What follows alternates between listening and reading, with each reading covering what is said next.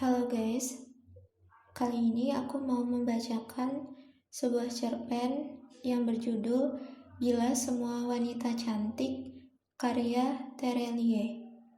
Alkisah ada anak super gendut yang selalu diganggu teman-temannya. Setiap hari diteriaki, gendut, gendut, badak, badak. Anak itu menangis, terseduh, berlari menjauh dengan gelambir lemak di perut, mengadu. Ibunya mencoba menenangkan. Jangan marah, jangan diambil hati. Mereka hanya bergurau. Besok juga berhenti. Tetapi esok lusa kelakuan teman-temannya tak pernah kunjung reda. Berbilang-bilang hari malah menjadi-jadi, cubit sana, cubit sini, maka semakin sering bersedihlah anak itu. Hingga suatu malam, di tengah senyapnya gelap, sang anak mengangkat kedua tangannya, tenadah ke langit buram. Ya Tuhan, kuruskanlah aku mohon. Anak itu menangis terseduh, bersimpuh penuh harap. Atau kalau kau tidak berkenan membuatku kurus, maka buatlah gendut seluruh teman-temanku. Aku mohon, biar kami sama.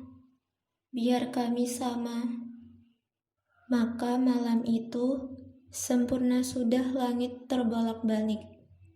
Doa itu bagai lemparan sebutir dadu dengan seluruh 6 sisi bertuliskan kata amin. Finn tertawa lebar, bahkan sebelum Josephine sempat menyelesaikan ceritanya. Hampir tersedak oleh makanan, buru-buru meraih gelas orange juice minuman favoritnya. Nah, lu bisa bayangin kan kalau semua teman-temannya gendut, mana asyik lagi coba hari-hari mereka. Tidak ada saling olok satu sama lain, tidak ada saling ejek. Hambar persis seperti stik ini. Jo nyengir, ikut menahan tawa sambil dengan malas mengiris-iris daging sapi di hadapannya. Tapi itu tetap tidak menjelaskan masalahnya. Finn meletakkan gelas, lantas memperbaiki anak rambut yang mengenai ujung-ujung matanya. Analogi yang buruk banget malah. Lah, come on. Bukankah itu menjelaskan semuanya? Lu pikir semua orang di dunia ini akan cantik? Akan seksi? Enggak kan? Pasti ada yang tidak cantik, kurang seksi. Ya, seperti kita-kita ini. Finn memotong pelan. Lu selalu berpikiran negatif, selalu pesimis. Lagian siapa bilang lu tuh jelek? Finn menyeringai tanggung. Jelek? Kalau saja Jo bukan teman baiknya. Cerita Jo yang menyebut-nyebut gelambir lemak di perut tadi sudah jadi alasan baik untuk menjitoknya. Gue gak pesimis Jo. Udah 30 tahun gue hidup di dunia ini. Selama itu, gue udah menjejak semua proses kehidupan. Selama 30 tahun itu, gue tahu gak satu pun cowok melirik lu. Gak pernah menemukan cowok yang menganggap lu eksis atau ada di dunia ini. Well, jadi bagaimana mungkin gue akan pesimis kan? Finn tertawa kasar. Josephine meletakkan pisau dan garpu. Putus asa. 1. Untuk bumbu daging stik yang memang hambar. 2. Untuk kalimat sinis bin sarkas dari Finn barusan. Urusan ini lama-lama sedikit menyebalkan. Ia mengenal benar tabiat Finn. Ia berteman baik dengan Finn sejak 12 tahun silam. Dipertemukan tidak sengaja di salah satu acara. Pesta perpisahan sekolah, prom night. Finn dan Jo hanya jadi penonton di acara tersebut. Memandang sirik Cewek-cewek berpakaian seksi berlalu lalang bersama pasangan mereka. Ratu pesta tidak masuk kamus mereka, kecuali ada nominasi baru yang dibuat khusus dalam penghargaan tersebut, seperti Best Badut Costume. Jadi mereka saling menyapa kaku di pojok ruangan. Meski saling tahu dan mengenali satu sama lain di sekolah, mereka tak benar-benar saling kenal karena tak pernah satu kelas. Lantas, keduanya menjulurkan tangan, berkenalan, berusaha mengisi waktu yang tersisa dengan ngemil. 12 tahun berlalu, tidak banyak yang berubah dalam pertemanan mereka. Finn tingginya hanya bertambah 2 cm. Celakanya, yang bertambah banyak justru volume dan lebarnya, tidak proporsional.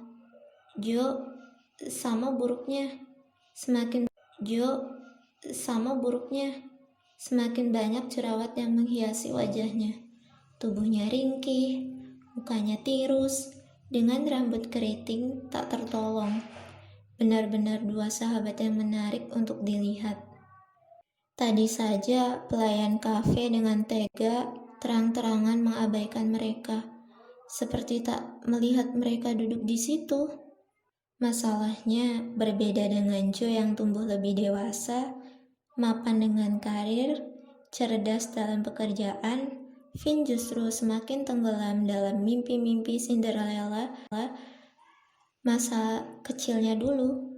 Bagi Jo, ada atau tidak ada cowok yang melirik mereka, ada atau tidak ada cowok yang jatuh hati kepada mereka, itu tidak penting. Hidup ini tetap indah meski tanpa kehidupan percintaan yang mengharu biru. Tapi bagi Finn tidak, dia bosan dengan kesendiriannya. Bosan dianggap tidak ada oleh cowok-cowok. Celakanya lagi, Finn justru mengidolakan cowok terkeren kota ini, teman satu kantornya. Belakangan, setiap kali mereka bertemu, semakin seringlah Finn mengeluhkan soal itu. Bertanya hal-hal prinsip seperti, apakah wajah itu penting saat kau jatuh cinta? Bukankah banyak yang bilang, karakter nomor 1, fisik nomor 2. Bahkan, kadang berteriak sebal tentang omong kosong. Semua itu bohong. Siapa bilang kita selalu terlahir dengan takdir jodoh bersama kita? Itu hanya untuk membesar-besarkan hati saja. Kemudian menutup pembicaraan dengan keluh kesah resah. Seperti malam ini di Sky Cafe. Cafe yang memiliki slogan, "Kamilah kafe tertinggi di kota ini." Meski terdengar berlebihan, namun tidak ada yang salah dengan slogan itu, karena kafe ini memang persis berada di atas gedung tertinggi. Tetapi, sama makanan, Jo sejak tadi sudah mendesis dalam hati, tidak akan pernah datang lagi, dan Finn sibuk berkeluh kesah lagi. Lihatlah, cowok-cowok itu seperti laron mengelilingi gadis cantik di meja besar itu. Semua berebut seperti anak kecil yang dijanjikan permen. Menyebalkan. Finn mengkal menunjuk kerumunan di sudut ruangan. Tertawa kecil, menatap keramaian yang membuat Finn sirik. Dan hei, Eric Tarore, cowok tampan idola satu kantor Finn itu ngerubung.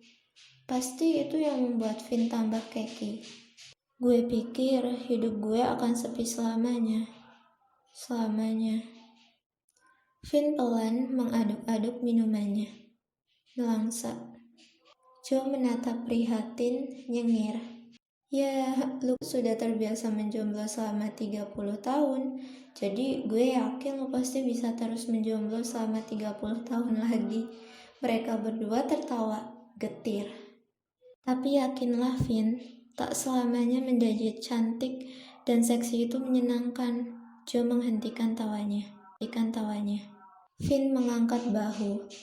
Tidak tertarik dengan kalimat Jo barusan. Sudah sebulan terakhir, setiap kali mereka bertemu, Jo selalu bilang soal itu.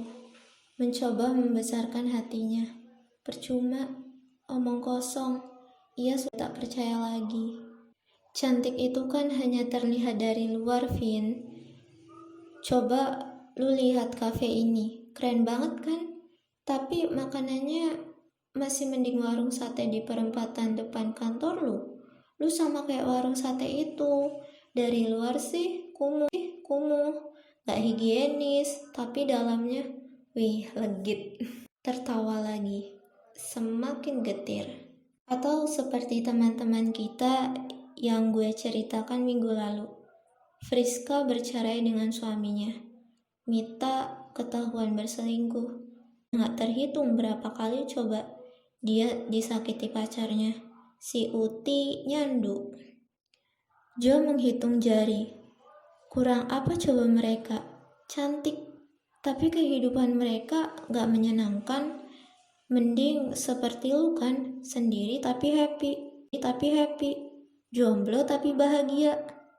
Vin mengangkat bahu. Ia memang bahagia dengan hidupnya, sepanjang tak ada hubungannya dengan cowok. Tapi kesendirian ini menyesakkan. Vin semakin malas mendengarkan ceramah Jo.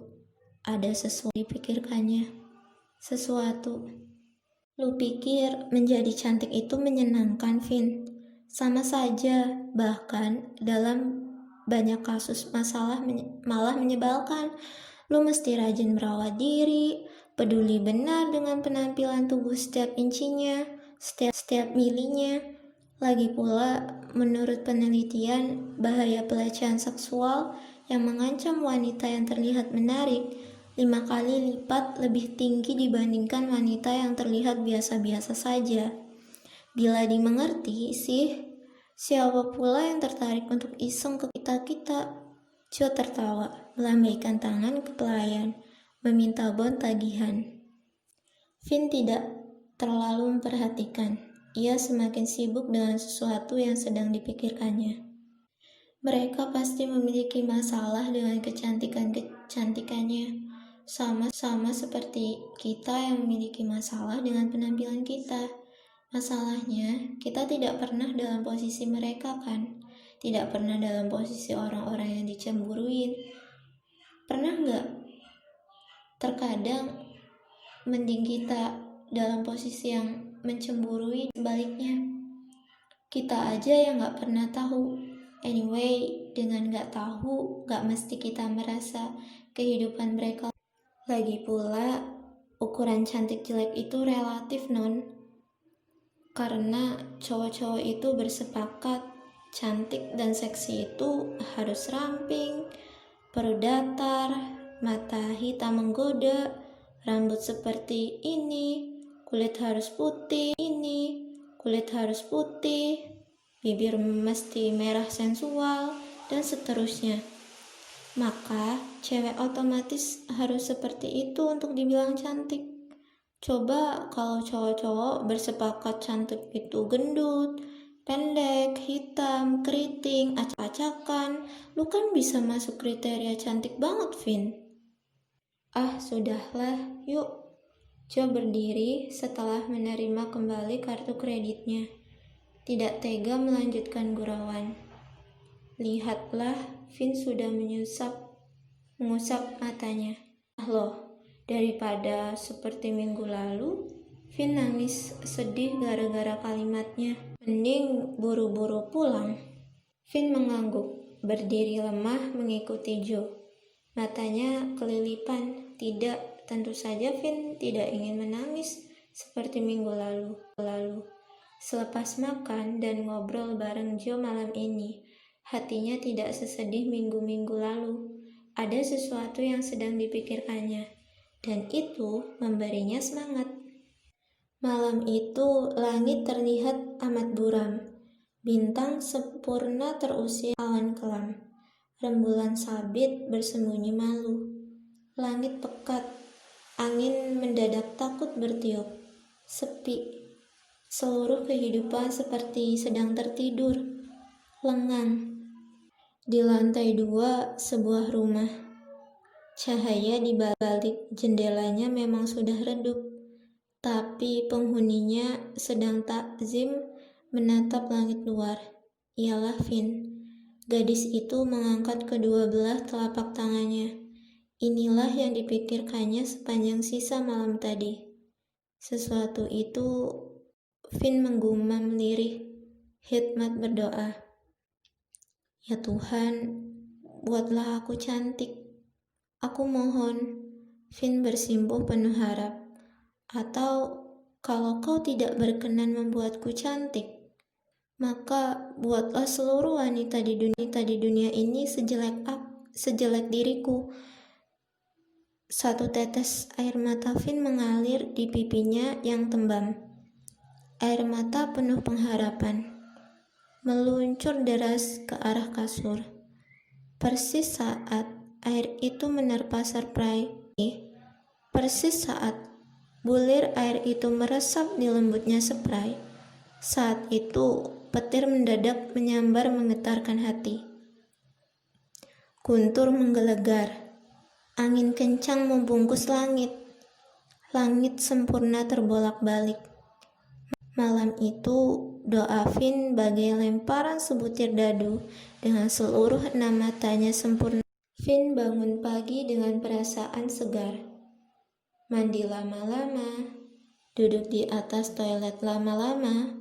Ritual paginya yang hebat, sebenarnya hanya duduk doang, manyun menatap pintu kamar mandi. Setengah jam kemudian, menganyun menatap pintu kamar mandi. Setengah jam kemudian, mengenakan blus kerja terbaiknya. Dulu ia berpikir, pakaian bisa membuat seseorang terlihat lebih cantik. Sayang, otak negatifnya juga sudah lama sekali membuat kesimpulan. Kalau dasarnya orang itu nggak cantik, maka mau dikasih permata 5 ton, tetap saja tidak akan menarik. Kecuali permatanya. Iklan-iklan sabun mandi, sampo, lotion, dan apalah itu bohong. Jelas-jelas modelnya memang sudah cantik dari sononya. Dikasih baju sobek seadanya juga tetap cantik. Tapi hari ini Vin lagi happy. Tidak peduli ketika kepalanya membenak hal buruk berkali-kali. Bersiap berangkat kerja dengan semangat. Ditegur adiknya di ruang tengah. "Hei, ada yang berubah." Matanya mendadak melihat sesuatu yang ganjil. Entahlah, bertemu mama di meja makan. "Hei, bukankah mamanya sungguh terlihat beda?" Vin malas berpikir, bergegas menjepit tas kerjanya. Naik feeder bus yang selalu on time berkeliling di kompleks perumahan.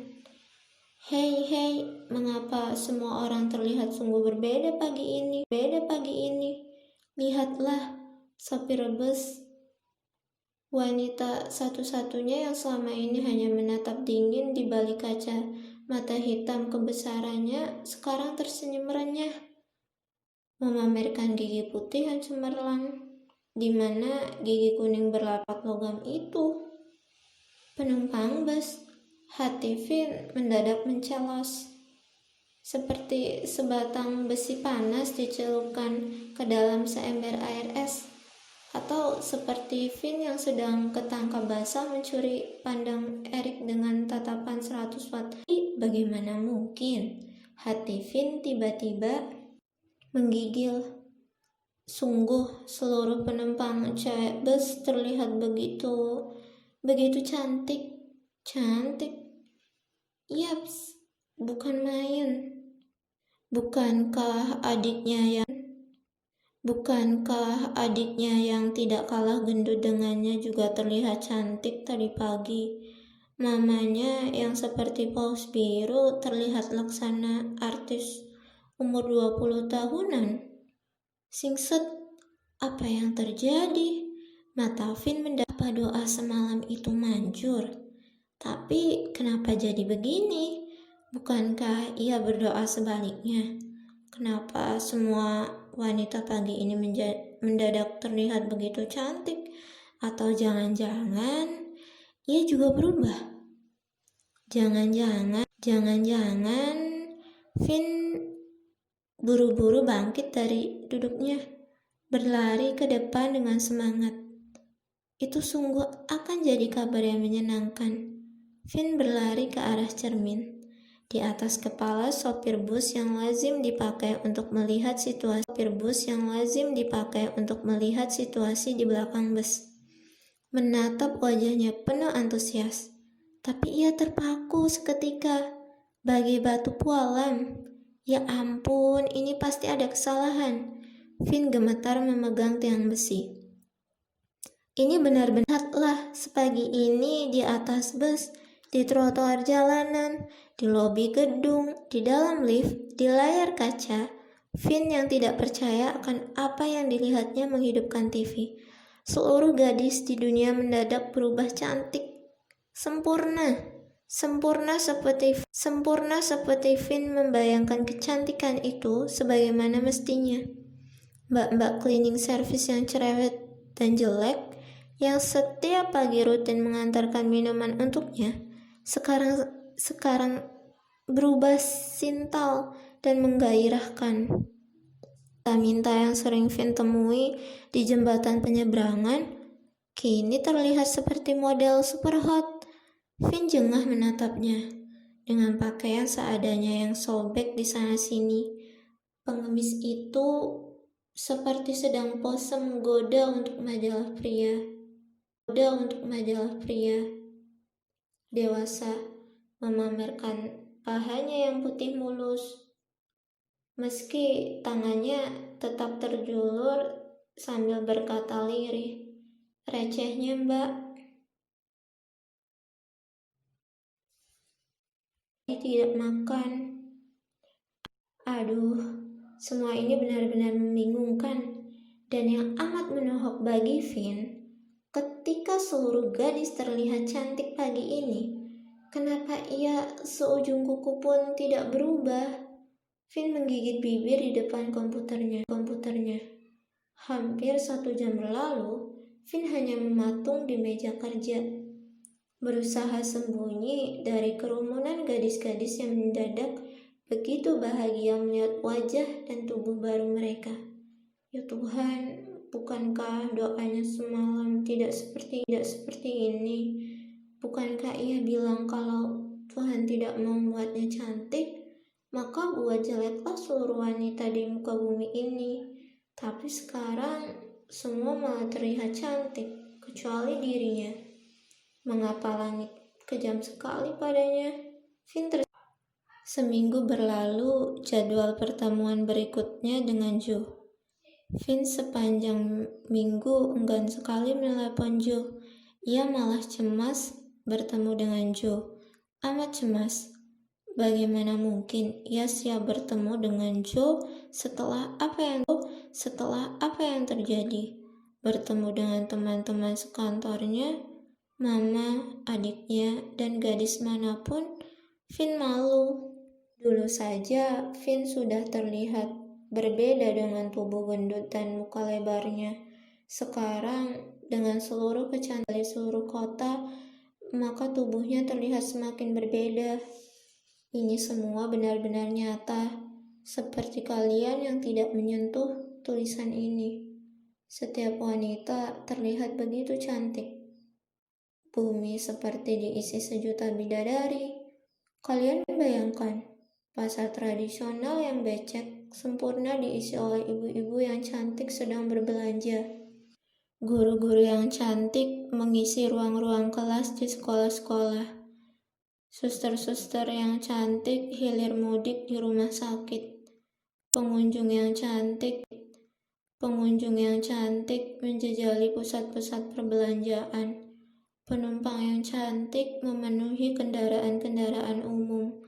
Semuanya cantik, hanya cowok-cowok saja yang tidak berubah sedikit pun, tetap seperti sebelumnya. Dan cowok-cowok itu terlihat baru kecantikan ini. Bagaimana tidak? Tiba-tiba kalian menemukan istri yang begitu manisnya saat bangun tidur. Tak percaya, mereka mengusap mata, khawatir salah kamar malam ini. Dunia benar-benar terlihat jadi lebih indah seminggu terakhir. Tapi tidak bagi Finn. Hidup semakin menyakitkan baginya. Ia bolos kerja. Pikirnya, buat apa kerja? Hanya menjadi bahan tertawaan. Semua menatap dengan tatapan merendahkan. Termasuk si ibu-ibu cleaning service. Sudah punya pacar belum sih? Finn juga malas berkumpul dengan keluarganya. Ia merasa hanya akan menjadi bahan olok-olok mereka. Meskipun sejauh ini mama dan adiknya tidak pernah mengolok-oloknya. Finn semakin sering menangis. Ia pun enggan bertemu Joe. Tidak akan ada lagi Joe yang menghiburnya. Joe pasti sudah berubah begitu cantiknya. Tapi malam ini Joe yang justru datang menemuinya, mengetuk pintu kamar berkali-kali. Finn, buka pintunya, atau barang juga. Joe tertawa. Finn membenamkan mukanya di sela-sela bantal. Finn, kalau ada orang di dunia ini yang bisa mengerti perasaanmu sekarang, orang itu adalah gue. Joe membujuk. Finn tidak peduli. Finn, gue sungguh gak bercanda. Gue sungguh gak tahu kenapa seminggu terakhir seluruh dunia mendadak berubah. Terus terang saja, seminggu terakhir gue enggan ketemu lu karena gue khawatir lu juga mendadak berubah seperti wanita lainnya. Suara Joe terhenti. Finn mengangkat kepalanya, tidak mengerti. Apa maksud kalimat Joe barusan? Lu tahu, Vin, malam ini gue nekat memberanikan diri ketemu lo. Berpikir berkali-kali hingga akhirnya memutuskan datang karena gue gak peduli. Meski lo berubah cantik 1000 kali, lo tetap menganggap gue sebagai sahabat kan? Vin beranjak turun dari tempat tidurnya. Senyap sejenak, gemetar membuka pintu. Dan saat daun pintu sempurna tersibak, lihatlah. Joe ternyata juga sama seperti dirinya, tidak berubah sedikit pun, tetap jelek jerawatan. Mereka bersitatap satu sama lain, membuat jam di dinding seolah berhenti berdetak, membuat sepasang cecak menatap curiga. Ternyata masih ada ya 2 cewek jelek di dunia ini. Cecak itu berbisik jahil. Finn dan Joe yang tidak mengerti decak-cicak menghela nafas panjang kemudian berpelukan. Finn menangis terseduh. Kenapa lu gak berubah, Joe? Kenapa lu gak cantik? Harusnya lu berubah seperti mereka. Finn bertanya sesak. Joe mengangkat bahu, sedikit tidak mengerti meski lebih banyak tidak pedulinya.